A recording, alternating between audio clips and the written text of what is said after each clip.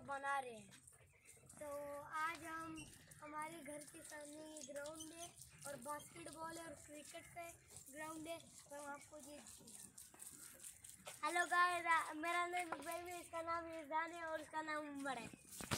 तो ये फुटबॉल की फ्लोरिंग है और ये ग्राउंड है। यहाँ पे देखिए ये फुटबॉल का ग्राउंड बन रहा है।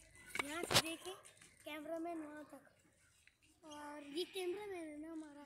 इसको हम 10,000 फीस नहीं 5,000 फीस दें। हाँ, मतलब ये क्रिकेट का ग्राउंड है, बहुत बड़ा बनेगी और ये पिच है। और हम ये हमारा वॉलीबॉल का ग्राउंड है, इसमें हम वॉलीबॉल खेल सकते हैं। ये आगे थोड़ा सा उस जगह पे, ये वो दरअसल आगे वो दरअसल है।